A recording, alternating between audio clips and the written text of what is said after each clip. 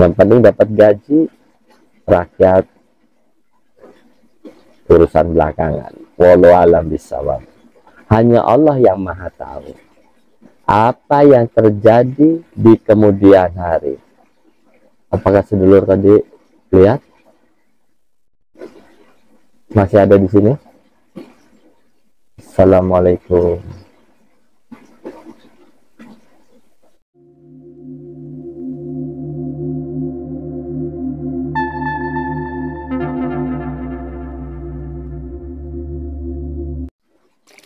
Assalamualaikum warahmatullahi wabarakatuh. Salam budaya.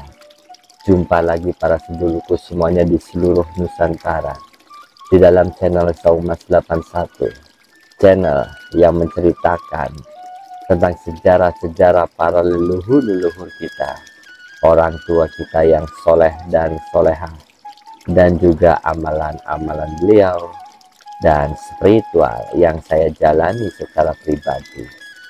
Apa kabar para sedulurku semuanya?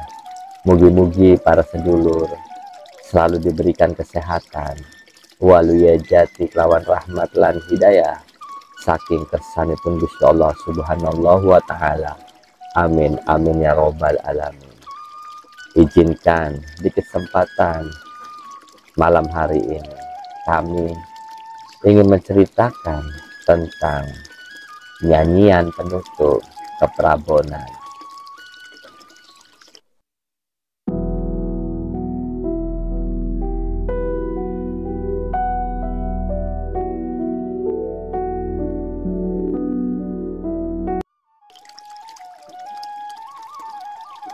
Sebelum kita memulai cerita dari sejarah yang saya ambil dari Babat Cirebon Petang, mari kita mentawasulkan doa Al-Fatihah untuk para leluhur-leluhur kita.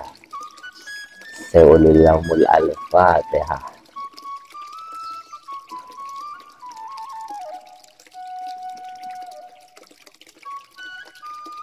Amin amin ya robbal alamin. Jadi cerita ini para sedulur kelanjutan dari cerita sejarah yang kemarin.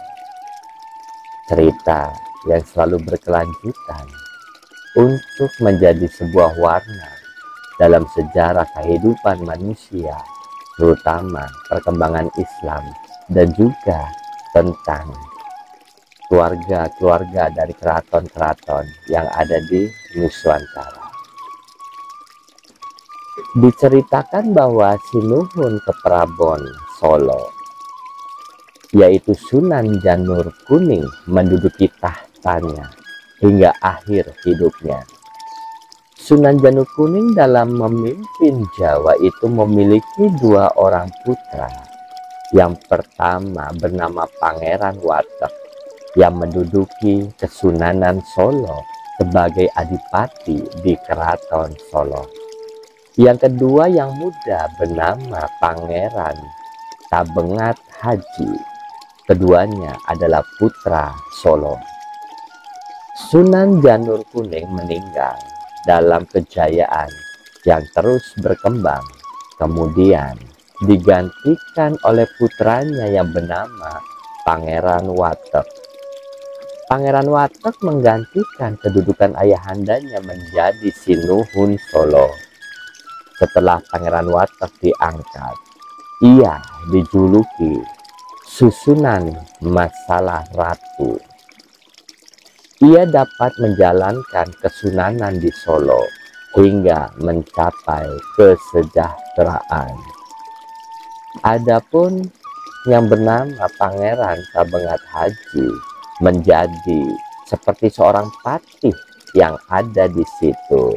Lama-kelamaan Sang Sunan Solo Masalah Ratu berputra lelaki yang diberi nama Pangeran Ngadat yang menjadi adipati di negeri Solo itu sebagai pembantu Sang Sunan.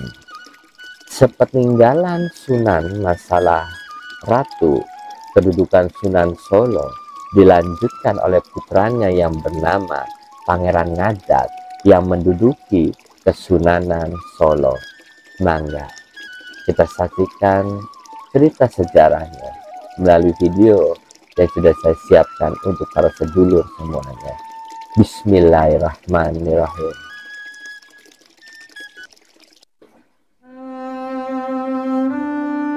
Nama Sunan Masalah Jaya membawa kejayaan di Solo.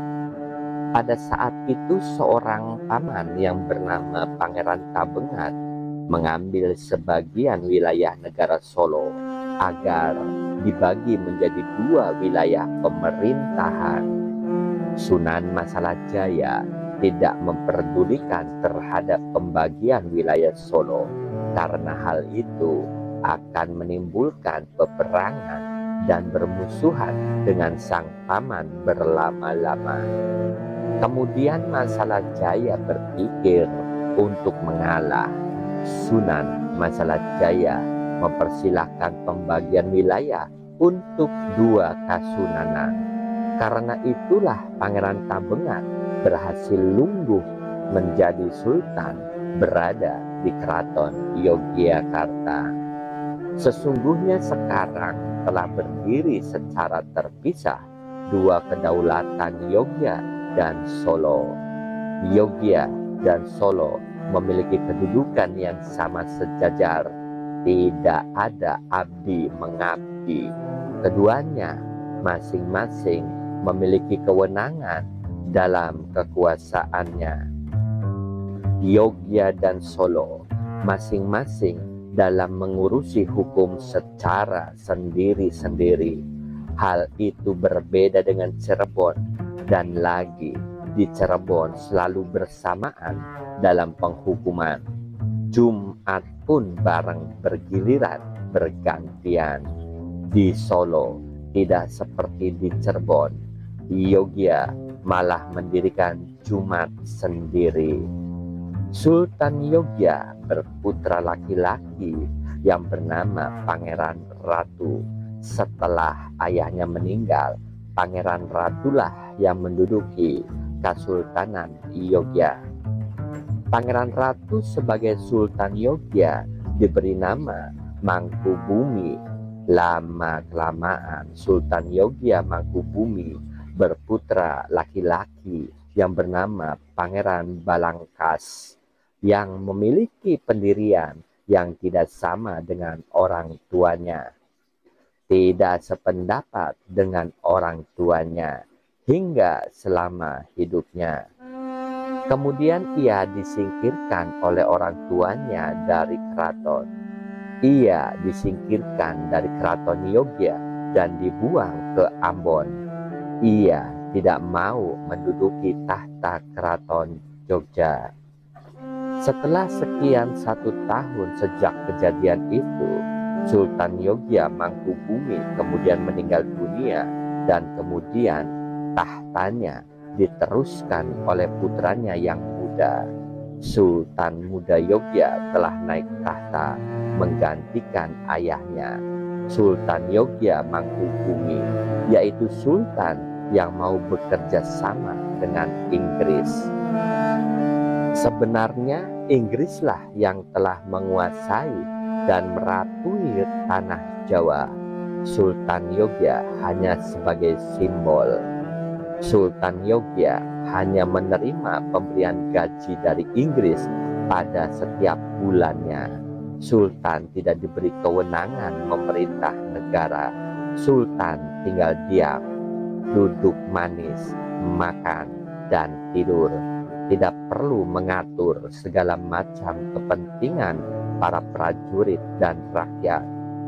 Lama kemudian, Sunan Solo yang bergelar Susunan Ngadat telah memiliki 2 orang putra. Putra yang pertama bernama Pangeran Natarejagung dan putra yang kedua diberi nama Pangeran Purobaya. Susunan Ngadat menjabat sebagai Sultan Solo hingga wafatnya.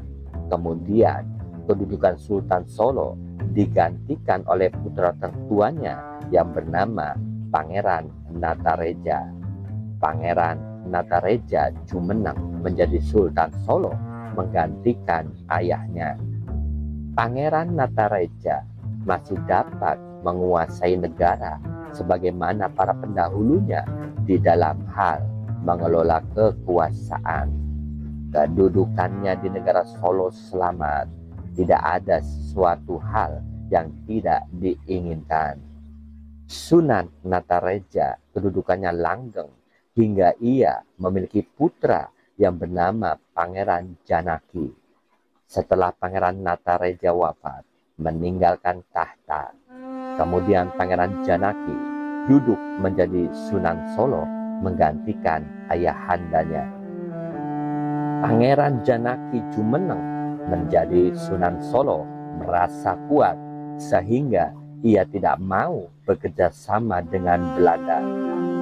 Keengganan itu dikarenakan Pangeran Janaki merasa mempunyai kelebihan sehingga tidak mau bekerja sama dengan Belanda. Oleh karenanya, Belanda mencari siasat. Belanda mengangkat anak kepada Pangeran Purobaya. Oleh Belanda, Pangeran Purobaya dimanjakan dan dididik agar menjadi orang yang dapat diperintah dan menjadi kepanjangan tangan Belanda. Pangeran Purobaya dapat memahami arti budi Belanda. Lama-kelamaan Belanda menipu Sultan Solo, Pangeran Janaki, ketika berada di Giri Gresik.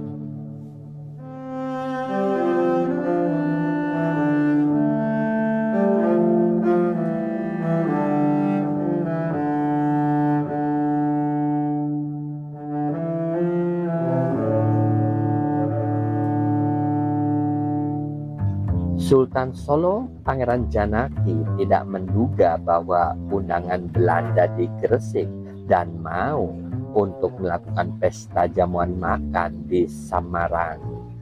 Sultan Solo, Pangeran Janaki masih merasa dihormati.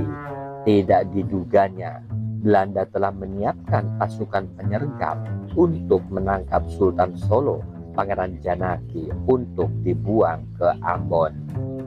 Sultan Solo, Pangeran Janaki diberi penghidupan secukupnya di Ambon, dan karena kekosongan Sultan di Solo, maka Belanda menaikkan Pangeran Purobaya sebagai Sunan Solo untuk menggantikan Pangeran Janaki.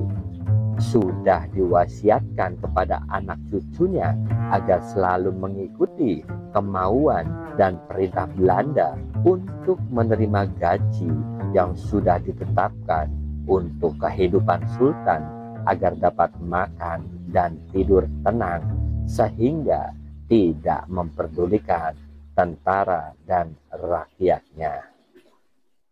Dilanjut para sedulur tentang cerita sejarahnya. Hal demikian itu sudah merata terhadap seluruh para raja-raja yang ada di Pulau Jawa. Para raja di Pulau Jawa hanya tinggal namanya saja yang tersisa disebut-sebut sebagai yang agung. Akan tetapi mereka sudah tidak memiliki kewenangan apapun. Para raja diagung-agungkan dengan sebutan Ratu Agung, padahal mereka sudah tidak peduli dengan batasan wilayah kekuasaan sendiri.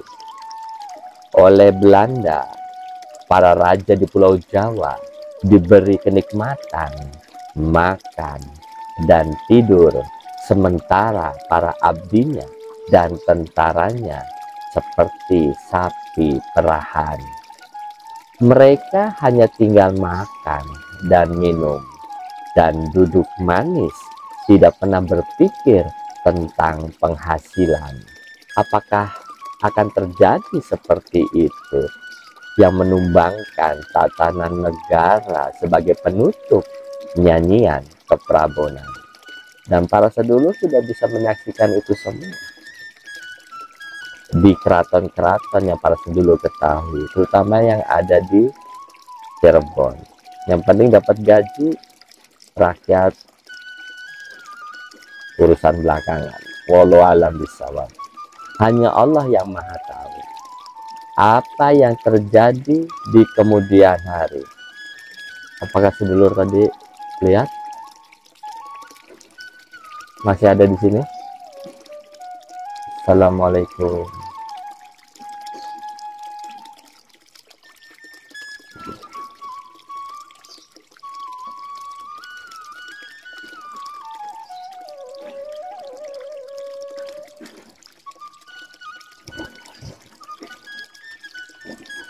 Dilanjut para sedulur. Hanya Allah lah yang maha tahu apa yang terjadi di kemudian hari. Semua masih dalam rahasia Allah Subhanahu wa Ta'ala. Perjalanan dunia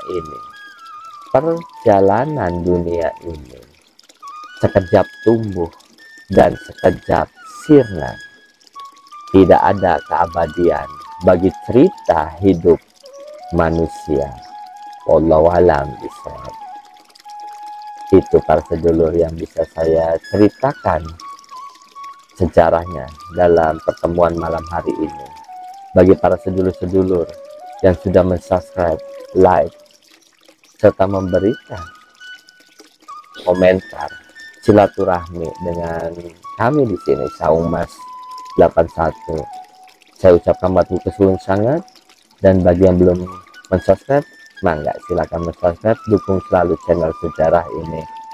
Kula mohon ampura jika ada salah kata, muna lan muni kula dalam menceritakan sejarah ini. Saya secara pribadi minta maaf sedalam-dalamnya. Kula pamit para sedulur. Assalamualaikum warahmatullahi wabarakatuh. Salam budaya.